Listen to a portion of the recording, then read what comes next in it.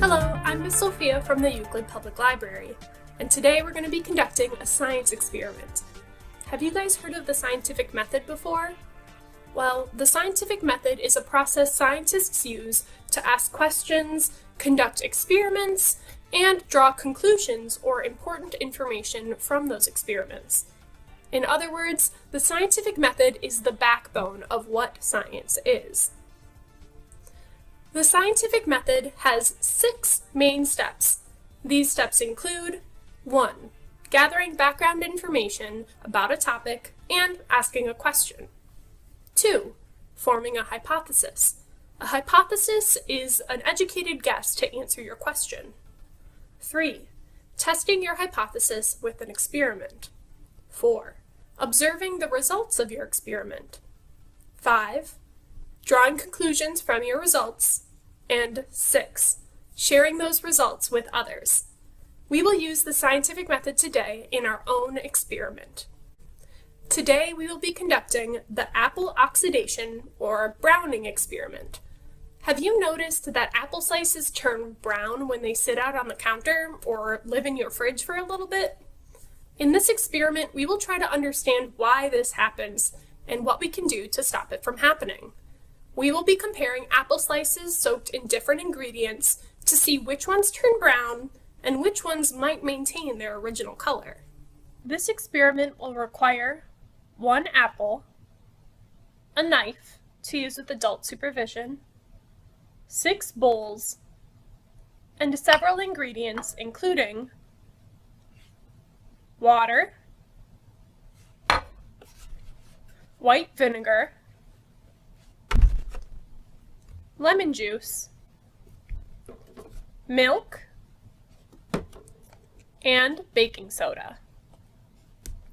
We will be looking to see which of these ingredients helps keep apple slices from turning brown the most.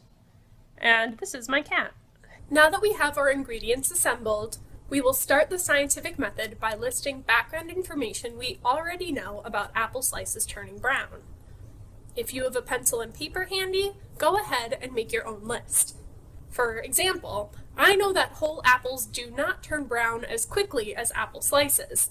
I also know that apple slices will start turning brown both in the fridge and outside of the fridge. What else do you already know? Now that we've documented the information we already know, what question do we want to try and answer today? In this experiment, we will be asking the question, which ingredient is the best at preventing apples from browning? Based on what we already know, let's make a guess, or hypothesis, for which ingredient you think will be best at preventing apples from browning. As a reminder, the different ingredients we will be testing today include water, white vinegar, lemon juice, milk, and baking soda. I'm going to make the hypothesis that white vinegar will be the best at keeping apples from turning brown, but you should make your own hypothesis too. Now that we've documented our background information, question, and hypothesis, we can start the experiment. For this experiment, we will need to prepare 1 bowl with nothing in it. This will act as the control bowl, so we will be able to see what the apple slice does when there is no solution or ingredient to help it keep from browning. We will also need 5 bowls with the different ingredients. With help from an adult, prepare a bowl of water, a bowl of white vinegar,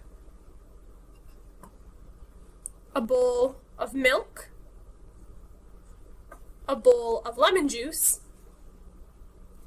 and a bowl of baking soda. Now we can go ahead and have an adult help you slice up an apple. Once the apple is sliced, place 2 slices of apple into each bowl and try to make sure that they are covered by each of the ingredients. You might want to label each bowl with a piece of paper to remember which is which. Now we can go ahead and have an adult help you slice an apple. Place 2 apple slices into each bowl and try to make sure that they are covered by the ingredient. You might also want to label each bowl with a piece of paper to remind yourself which is which, as some of the ingredients look similar, like white vinegar and water. Once we get the apple slices in their bowls, we will let them soak in the ingredients for about 2 to 5 minutes. Then we can drain out the excess ingredients and leave the apples sitting in their own bowls for 1 hour. After 1 hour has passed, let's come back to the apple and see which slices are the most brown. Alright, I just waited 1 hour, so now we can record our observations. Let's take a look at what nothing looked like. The apples are kind of brown. Water is browned, but maybe not quite as much as nothing. Baking soda. Milk. White vinegar.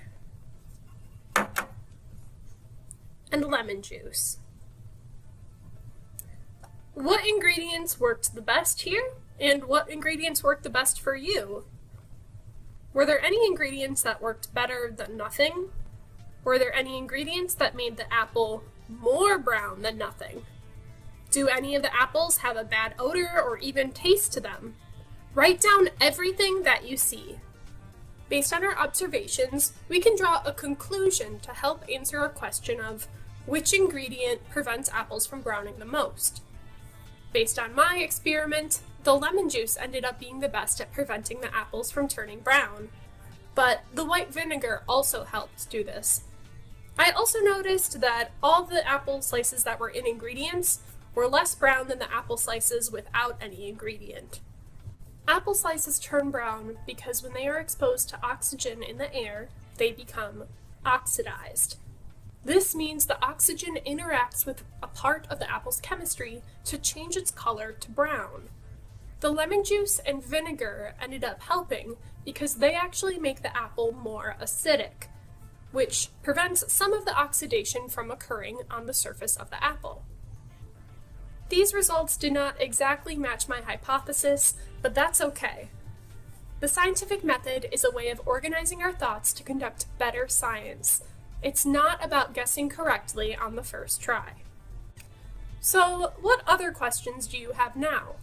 Do you want to test other ingredients to see if something else works better than lemon juice? Do you want to see if the same process would happen with pear slices? These questions can help direct your next experiment and show that science is never finished. There are always more questions to ask. I hope you enjoyed our experiment today and learned something new about the scientific method. You can use this method in your everyday life when you encounter something new or have a question. Try and guess what might happen, then observe and see what actually happens. I think you'll find that science is everywhere. See you next time.